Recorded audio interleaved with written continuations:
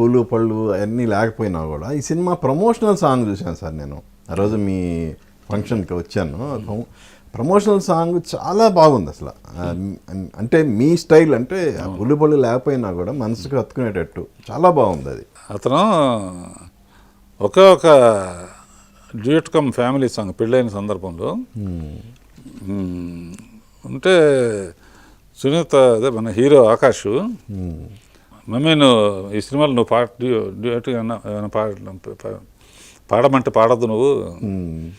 అదేంటరా అంటే నేను దానికి యాక్ట్ చేయలేను, రియాక్టర్ చేయలేను, నువ్వు పాడుతున్నట్టుంటుంది. నాకేంటి సెంటిమెంట్గా వాళ్ళ అబ్బాయిని పెట్టి తీసాం, తను కూడా ఉంటే బాగుంటుందని ప్రమోషనల్ సాంగ్కి సునీత నేను హారికా నారాయణ ఇంకో అమ్మాయిని పెట్టి తీసాను అనమాట. ఆ అబ్బాయి కూడా మంచి వర్త్ ఉన్న అబ్బాయి.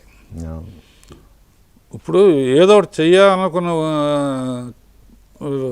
వాళ్ళు వేరు, ఎలాగైనా సరే డైలాగ్స్ కానీ ట్రైనింగ్ కానీ చాలా బాగా చేశాడు. అందులో మీ హస్తవా చాలా మంచిది సార్. ఇప్పుడున్న సూపర్ స్టార్స్లో చాలామంది మీ హస్తవాసితో వచ్చిన వాళ్ళే కదా. అప్పుడు కూడా సుబ్బారావు నీకు గుర్తుందో లేదో 25 years సెలబ్రేషన్కి ప్రధానమైన కారణం ఏంటంటే నేను అనుకున్నది జరిగింది అనే సాటిస్ఫాక్షన్ అన్నది. లేకపోతే అది సెలబ్రేట్ చేసుకోవాల్సిన ఇది కాదు.